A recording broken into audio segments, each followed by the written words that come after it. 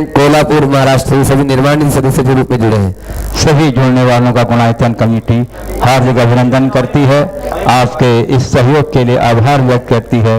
वस्तुतः आपकी यह उदारता, आपका यह सहयोग हमारे लिए ऊर्जा का काम करता है। इसी के बल पर यह गुणायतन का काम बहुत द्रुत गति से चल रहा है और हमें और अब आमंत्रित कर रहा हूँ आज के प्रथम प्रश्न के लिए हमारे बीच में सुप्रसिद्ध समाज सेवी मुकेश जी ढाना, जो आज ट्रस्टी के रूप में भी जुड़े हैं।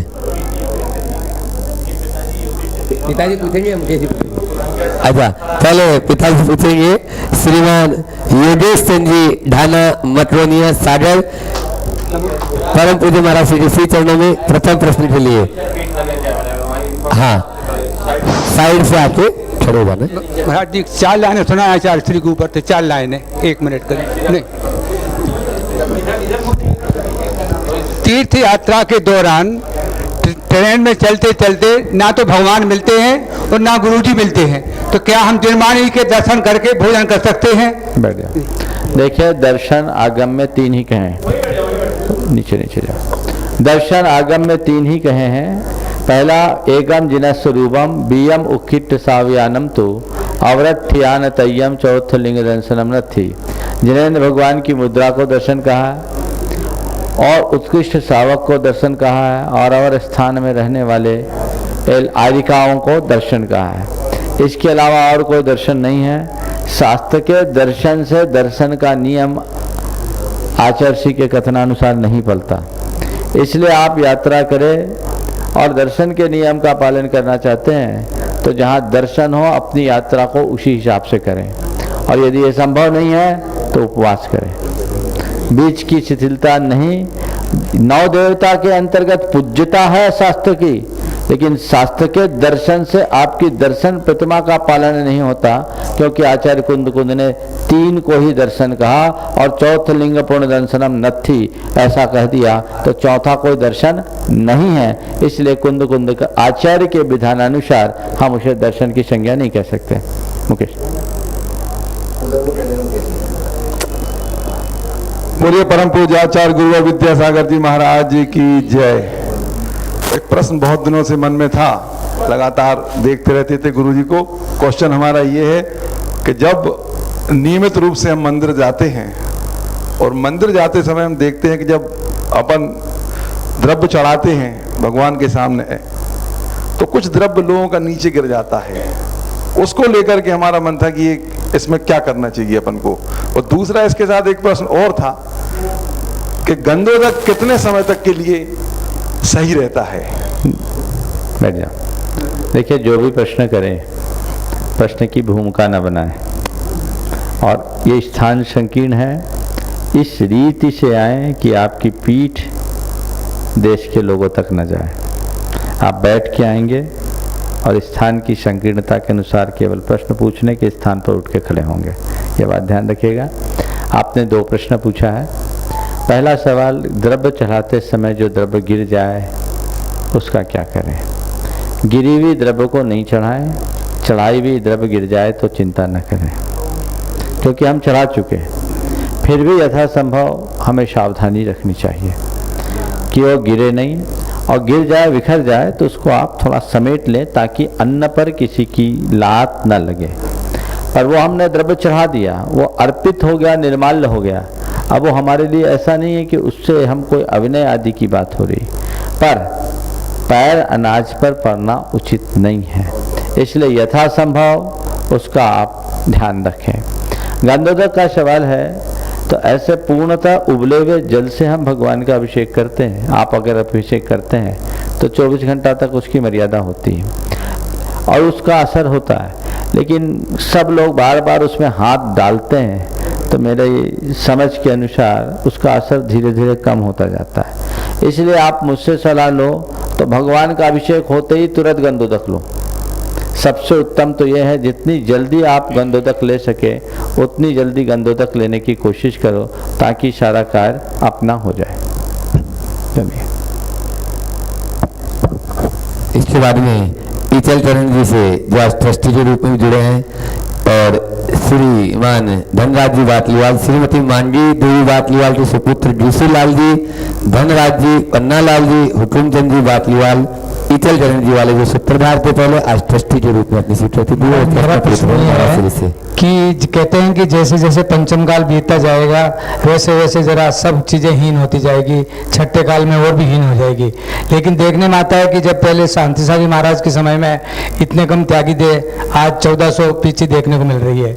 और हम हमारे जीवन में देख रहे हैं कि पहले टीवी का, ये मोबाइल का, कंप्यूटर का, जो इसमें भी काफ़ी आविष्कार हुआ। तो कैसे माने कि क्या समझें कि क्या काल बैठ जाए। बहुत अच्छा प्रश्न आपने किया है।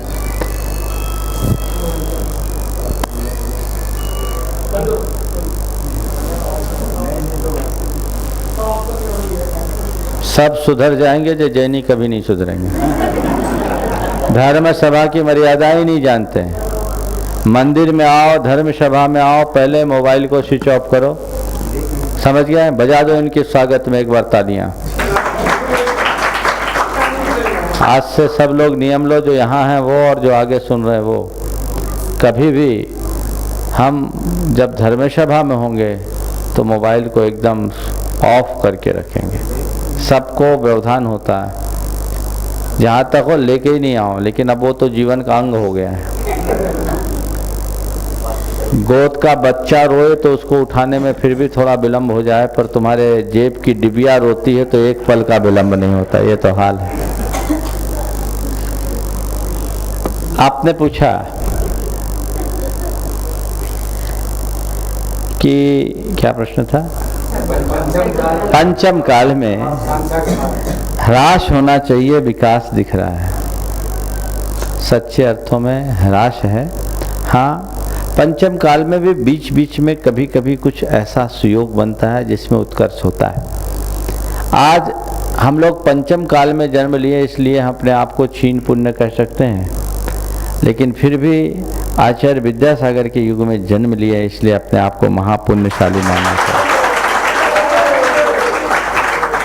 और युग है, यह उत्कर्ष का युग है। इसमें उतार चढ़ाव चलता रहा।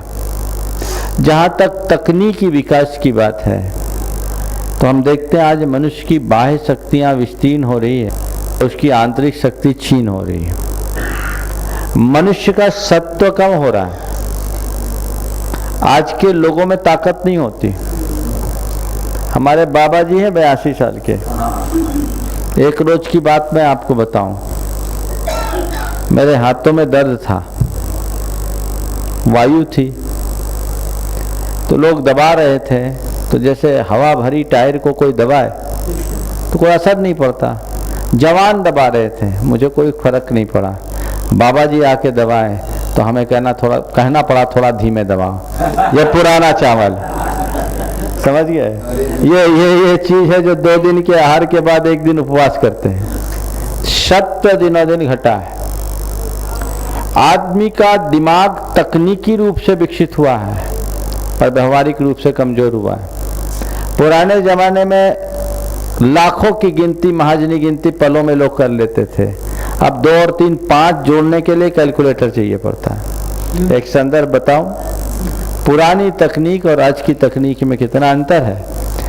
आचार्य गुरुदेव के सानिध्य में देवगढ़ के दर्शन कर रहे थे, देवगढ़ के जिन मंदिरों के, और दर्शन करते करते मेरा ध्यान गया शांतिनाथ भगवान के जो मूल मंदिर है, देवगढ़ का मूल मंदिर है, उसके ऊपर अमलासार रखा था। अमलासार जिसके ऊपर कलश रखा जाता है, वो करीब 5 मीटर व्यास का होगा, 4-5 मीटर व्यास का, काफी लंबा चौड़ा और मोटा काफी। मैंने आचार्य गुरुदेव से कहा कि गुरुवर कैसे चढ़ाया होगा इतने ऊपर, कैसे चढ़ाया होगा इतने ऊपर? उस समय तो कोई क्रेन भी नहीं थी। कैसे चढ़ाया होगा इतने ऊपर? उस समय तो कोई क्रेन नहीं थी। आचार्य गुरुदेव ने कहा क्रेन नहीं थी तो क्या बात हुई, ब्रेन तो था। समझ गए? तो हम ये नहीं मानते कि आज लोग तकनीकी रूप से मजबूत हुए होंगे, मानते हैं तकनीकी विकास हुआ, पर व्यवहारिक रूप से लोग कमजोर हुए, बौद्धिक रूप से भी कमजोर हुए। और हम जब शास्त्रों की तकनीकी की बात पढ़ते हैं, जो विद्याधरों की तकनीक थी, उस हिसाब से आज की तकनीक तो बहुत पीछे है, जिनका वर्णन हमारे पुराणों में है। ये काल है, चढ़ता उतरता काल आएगा। इसलिए फिर भी हम ये कहेंगे, हम लोग पंचम काल के स्वर्ण काल में जन्म लिए हैं। कभी कुंद कुंद के युग में वो काल था, कभी कुंद कुंद के युग में वो काल था, आज आचार्य विद्यासागर के युग में वो काल है। अपने आप को धन्य कर लो। श्री सुशील जी जैन डबडेरा इंदौर, जो वो भी आज ट्रस्टी बने हैं।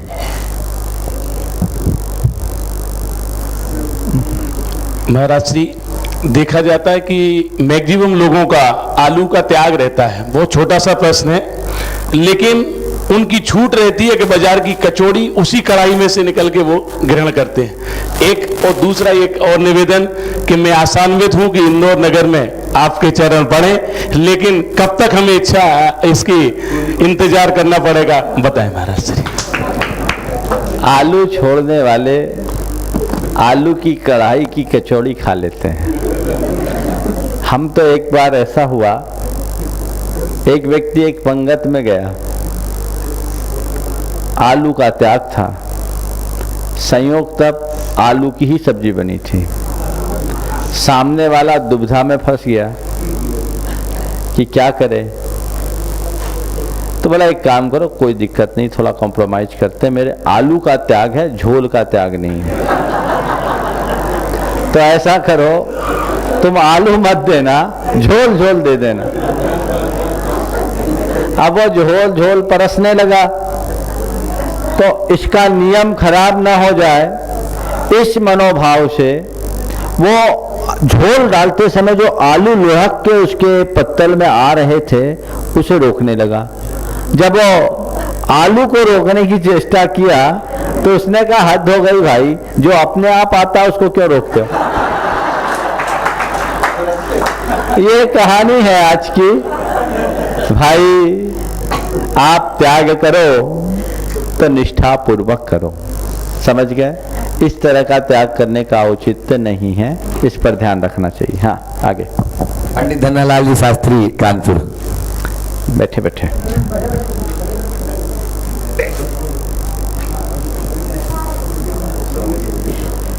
नमस्ते महाराज जी।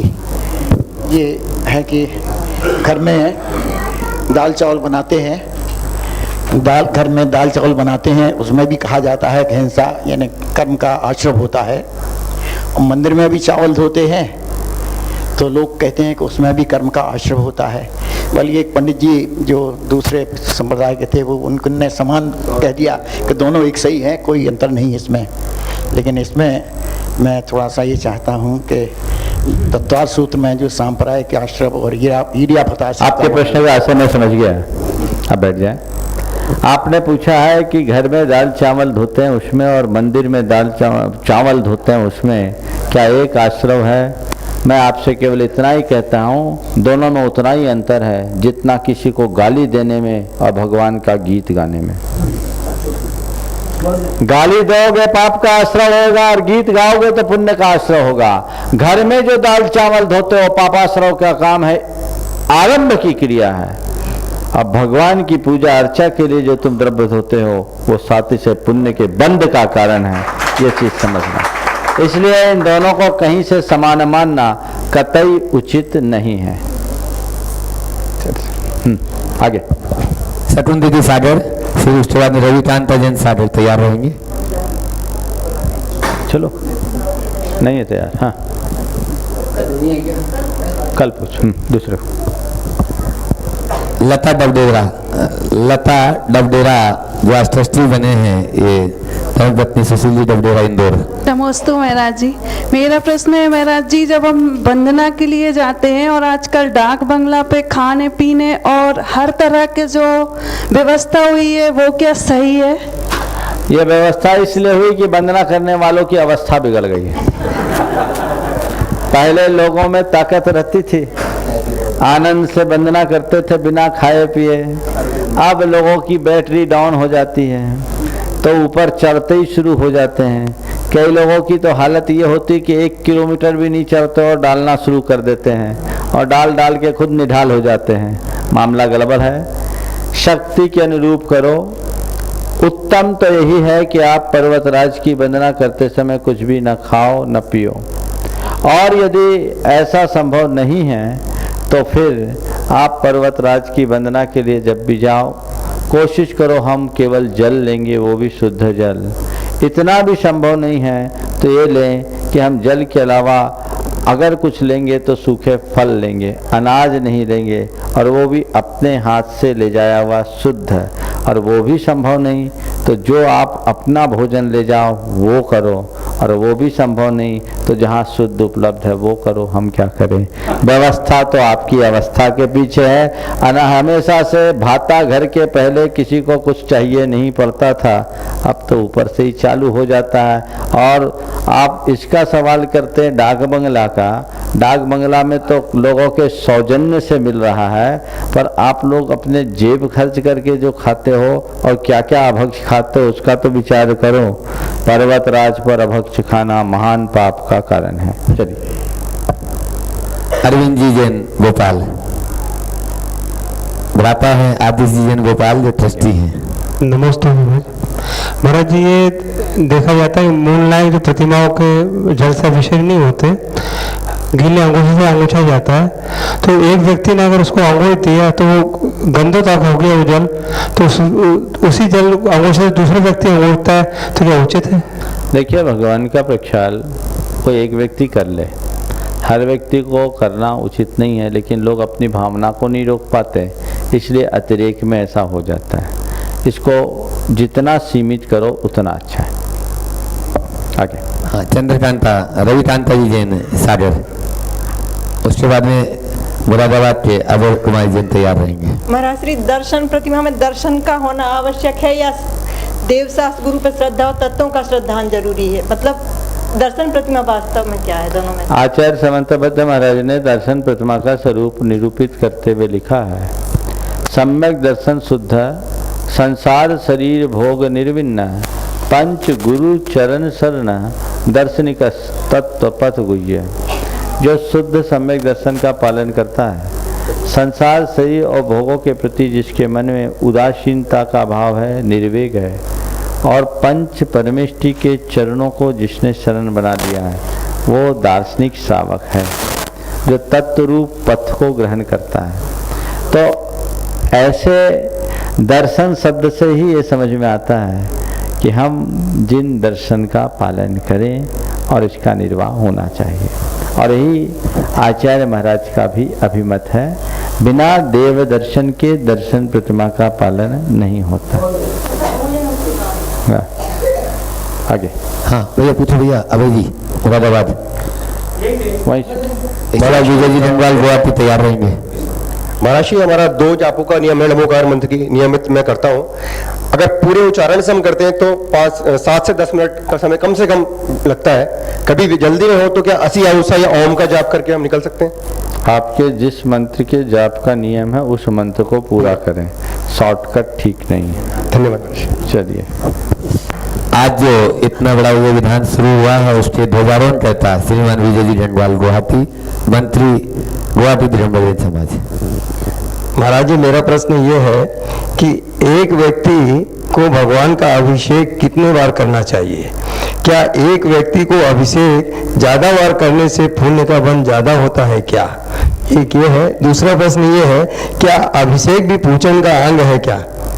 देखिए, अभिषेक या कोई भी धार्मिक क्रियाएं करने में कुछ लोगों को ज़्यादा लोभ होता है, जितना करूं उतना। ये मांगलिक क्रियाएं हैं, भाव के साथ करो जिससे व्यवस्था भी न बिगड़े।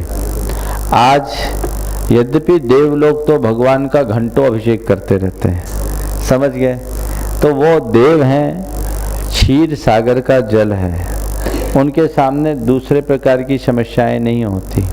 लेकिन आप मंदिर में अभिषेक करो, उसके गंधोदक को आप कहाँ विसर्जित करोगे? शहरों में तो बड़ी विकट समस्या बन जाती है। इसलिए विचार और विवेक के साथ ही करना चाहिए। बार बार करने का भाव, अलग अलग जिन प्रतिमाओं में करने का भाव सुसंगत सा प्रतीत नहीं होता। कुछ लोग हैं जिनका एक ही धर्म ध्यान, मंदिर में नहाए, कलश लिए सब भगवान को नहला दिए, न कोई अभिषेक पाठ न उसकी कोई विधि। हमारे जिनेंद्र भगवान को नहलाने का नाम अभिषेक नहीं है। अभिषेक प्रतिज्ञा पूर्वक भगवान को अभिषेक पीठ पर विराजमान करके विधि विधान के साथ उन पर भाव विशुद्धि के साथ अपने कर्म मल के प्रक्षालन की शुभ भावना से जल ढारने का नाम अभिषेक है। कर्म प्रबंध निगड़ैरपि हीन ताप्तम ज्ञात्वापि भक्ति वसतः परमादि देवम ताम स्वीय कलमस गणोन्मथ नाय देव शुद्धोद कैरभिनयामि महाभिषेकम। मैं शुद्ध जल से आपके ऊपर महाभिषेक कर रहा हूं। क्यों? जानता हूं आप कर्म के बंधन से मुक्त हो गए, अब आपको कुछ करने कराने की जरूरत नहीं है। फिर भी मैं आपके चरणों में इसलिए कर रहा हूं भक्ति वसा स्वीय कलमस गणोन्मथनाय, अपने पाप समूह को नष्ट करने की भावना से मैं कर रहा हूं। तो ये भाव हमारे अभिषेक के हो तब होंगे जब आप भगवान के साथ अपना तादात्म्य जोड़ोगे। आप केवल अभिषेक डालने का नाम अभिषेक करते हो तो मैं नहीं समझता कि आपको बहुत ज्यादा लाभ मिलने वाला। भगवान के साथ आपकी भावधारा जब तक नहीं मिलती, अंदर से भक्ति की लहर प्रकट नहीं होगी, और जब तक भक्ति की लहर प्रकट नहीं होगी तब तक आपको सच्चा लाभ भी नहीं मिलेगा। इसलिए इसमें आप अभिषेक के प्रारंभ होने से पूर्व मंदिर पहुंचो और संपूर्ण विधि के साथ अभिषेक करो और उस अभिषेक की विधि में अपनी आत्मा को जोड़ो। देखो आपको कितना आनंद आता है। अभिषेक करो, आखिरी में अर्घ चढ़ाओ, भगवान की आरती करो, फिर भक्ति के साथ भगवान का प्रक्षालन करने के उपरांत आरती करो और भक्ति के साथ भगवान को वेदी में विराजमान करो। कायदा ये कहता है कि जब तक अभिषेक के लिए वेदी से उत्थापित उठाए गए भगवान को वापस वेदी में विराजमान नहीं कर दो, तब तक आपको वहां से खिसकना नहीं चाहिए। ये अभिषेक की प्रक्रिया है। किसी मेहमान को बुलाकर आप बीच में छोड़ के जाते हो क्या? तो भगवान को बिठा करके कहाँ भागते हो? हाँ, आप लोगों की दशा कैसी होती मालूम? हमने कई जगह देखा, जैसे सैलून में जाते हैं ना, तो सैलून वाला क्या करता है, जब बिजी रहता है तो आपको साबुन तो लगा देता है और कहता पेपर पढ़िए साहब अभी आते हैं, बगल वाले को देखता है। भगवान को पांडुक शिला में बिठा दिया और खुद गोल हो गए और आ रहे हैं, सब डाल रहे हैं। ये क्या है? ये बातें मुझे समझ में नहीं आती। समझ गए? अभिषेक पूजन का अंग है। पूजन के प्रारंभिक क्रियाओं में अभिषेक बताया। आगम में ऐसा उल्लेख मिलता है जहां भी देवों के द्वारा अभिषेक का वर्णन आता है तो पहले अभिषेक। तत्तो जिनाभिषेयम भक्तिये देवा पकुब्बंती। सारे देव लोग जिनाभिषेक भक्ति पूर्वक करते हैं। तो पहले अभिषेक, बाद में पूजन। ये प्रक्रिया अपनानी चाहिए। महाराज श्री नमोस्तु। महाराज श्री, मेरा भी पूजा से संबंधित एक प्रश्न है। पूजा एवं अनुष्ठान में महाराज श्री फर्क क्या है, थोड़ा इसे बताएं महाराज श्री। पूजा अनुष्ठान में क्या अंतर है? देखिए, पूजा दो तरह की होती है, एक नित्य पूजा और एक नैमित्तिक पूजा। नित्य जो हम अपने देवगुरु धर्म की पूजा करते हैं वो नित्य पूजा के अंतर्गत आती है। नैमित्तिक पूजा जो हम लोग यदा कदा करते हैं, जैसे नैमित्तिक पूजा में महामह पूजा भी आती है, बहुत सारे विधान आदि आते हैं। तो पूजा भी विधान है, विधान भी पूजा है, लेकिन पूजा विधान में एक अंतर है। जहाँ केवल भगवान के गुणों का अनुवाद होता है उसको बोलते हैं पूजा, लेकिन पूजन के साथ मंडल की संरचना करके विशिष्ट जाप्यानुष्ठान के साथ जो पूजन होती है उसको बोलते हैं विधान। विधान, पूजन और विधान, और क्या? मंडल विधान। जाप अनुष्ठान के साथ आप कोई पूजन करे तो वो विधान है। समझ गए? तो बिना जप के विधान नहीं। आप लोग शॉर्ट में एक माला फेर लेते हो, ओम ह्रम शिया उषा नमः सर्वपद शांतिम कुरु कुरु स्वाहा, शॉर्ट। जाप करो, जितना बन सके जाप करो। 8 दिन आप लोग सिद्ध चक्र विधान के लिए आए हो। इस विधान के अवसर पर आपको जितना समय मिले आप जितनी अधिक से अधिक जाप कर सको जाप करो, क्योंकि जाप कर्म कलुष को नष्ट करने का एक सातिशय निमित्त है। जाप किसको कहते हैं? जाप में 2 अक्षर है, ज और प जाप, जप से जाप बना, जकारो जन्म विच्छेद, पकारो पाप नाशक, जन्म पाप विनाशाय जप इति उच्यते। ज जो जन्म यानी संसार का विनाश करे, और प यानी जो पाप का विनाश करे, जिससे संसार और पाप नष्ट हो जाए, उसका नाम जाप है। जितना बन सके आप जाप करो। तो जाप अनुष्ठान के माध्यम से ही विधान होता है। तो पूजन और विधान, इन दोनों में ये अंतर है। चंद्रकांत लहरी भोपाल और संगीता जी ढाना सागर तैयार रहेंगे। महाराज जी अभिलाषा जैन इंदौर से पूछ रहे हैं। महाराज जी मेरा प्रश्न है कि 2 दल वाले पदार्थ में काजू, बादाम, चिरौंजी, मूंगफली आदि आते हैं या नहीं? देखिए, 2 दल वाले पदार्थ में केवल दलहन आते हैं। दलहन के अलावा और चीजों में द्विदल नहीं माना जाता। ये हमारे गुरु आचार्य महाराज का कहना है। चलो आगे। नमोस्तु महाराज जी। महाराज जी अनंत परमेष्टि, उस साइड मुंह करके। अनंत परमेष्टि सिद्ध परमेष्टि कैसे बन जाते हैं, कृपया समझाइए। अरहंत परमेष्टि सिद्ध परमेष्टि कैसे बन जाते हैं? देखिए, अरहंत परमेष्टि सिद्ध परमेष्टि कैसे बन जाते हैं? क्या हुआ? अरहंत परमेष्टि सिद्ध परमेष्टि कैसे बन जाते हैं आप पूछना चाहते हैं? तो मैं एक उदाहरण देता हूँ। किसी कैदी को आजीवन कारावास मिला, ठीक, और आजीवन कारावास मिलने के बाद उसके सीआर को देखकर सजा मुक्त घोषित कर दिया गया। सजा मुक्त घोषित तो कर दिया गया, लेकिन कुछ फॉर्मेलिटीज बाकी हो जाने के कारण वो व्यक्ति उस दिन जेल से छूट ना पाए। उस समय उसे क्या फीलिंग होगी? नहीं समझ में आई? आजीवन कारावास भोगने वाला व्यक्ति अदालत के द्वारा सजा मुक्त घोषित किए जाने के बाद उस दिन क्या महसूस करेगा? अभी फॉर्मेलिटीज हुई नहीं, इसलिए जेल से बाहर नहीं आ पाया, लेकिन क्या अनुभव करेगा? मुक्त की बंधा, खुशी की तकलीफ, पर है कहाँ? जेल में। जेल से बाहर कब आएगा? जब फॉर्मेलिटीज पूरी होगी, गेट से बाहर आएगा। ठीक है। तो अरहंत अवस्था इस संसार के कारागार से मुक्ति की घोषणा है। आयु कर्म की फॉर्मेलिटीज पूरी होने की प्रतीक्षा की घड़ी है, और सिद्ध अवस्था संसार के जेल से बाहर आ जाने का नाम है। समझ गए? चलिए आगे। संगीता जी ढाना, जो धर्मपत्नी मुकेश जी ढाना सागर। नमोस्तु महाराज श्री। महाराज श्री, जब हम दर्शन करने जाते हैं तो बोलते हैं कि दर्शन करने की सोचने मात्र से इतने पास का फल मिलता है, और फिर तैयारी करने से इतने पास का फल मिलता है, और फिर जाते हैं तो इतने पास का। उसके थोड़ी डिटेल्स। ये कुछ ग्रंथों में लिखा है, अभी मेरे स्मरण में नहीं है कि दर्शन करने से कितने कितने उपवास का फल मिलता है। लिखा जरूर है कुछ जगह, पर मेरे स्मरण में नहीं है। दर्शन कितने उपवास, कितने, जब लखो तब सहज फल, जब चिंतो तो सहज फल, लखा फल, लखा गमन करे, और कोड़ा कोड़ी अनंत फल जब जिनवर दर्श करे। मुझे ये पता नहीं, पर मैं इतना जानता हूँ, आचार्य वीरसेन स्वामी ने लिखा, जिनेन्द्र दंसन पूजन बंदन नमन सने ही बहुकम पदेशान निज्जर उलंभातो। जिनेन्द्र भगवान के दर्शन पूजन बंदन नमस्कार के द्वारा बहुकर्म प्रदेशों की निजरा देखी जाती है। आगे।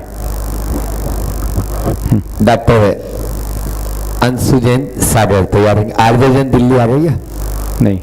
अच्छा है आज है। सुरेश चंद खमरिया पूछने महाराज जी से रोज एक ही आदमी का क्यों पूछता है तुम? क्या भगवान को अपनी महाराज ये भी 2-3 कॉपी दिए इनकी? रोज रोज आता है इनका। नहीं को चांस दो। ये प्रश्न एक ही है, लेकिन 3 जगह लिख के दिया कि 20 को मिल जाएंगे। हाँ बोलो। हाँ महाराज जी के चरणों में नमोस्तु। महाराज जी, मेरा प्रश्न है, दिवाली के दिन हम लाडू चढ़ाते हैं, तो ये क्यों चढ़ाते हैं और ये प्रथा कब से शुरू हुई है?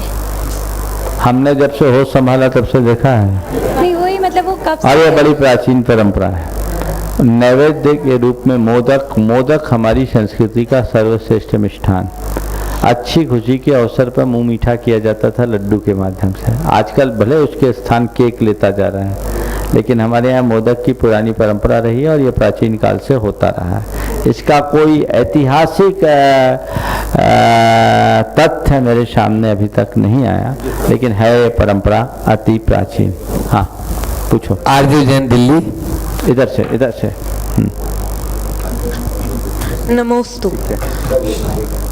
महाराज जी, मेरा प्रश्न है कि मेरे सर ने बोला था कि जिनका शरीर होता है वो कभी भगवान नहीं बनते, तो हमारे सारे तीर्थंकर भगवान जी के तो शरीर थे, तो वो कैसे भगवान? इस बच्चे ने बहुत अच्छा प्रश्न किया है कि इनके टीचर ने कहा जो सशरीर होते हैं वो भगवान नहीं बनते, तो हमारे अनंत भगवान तीर्थंकर भगवान कैसे बनते हैं?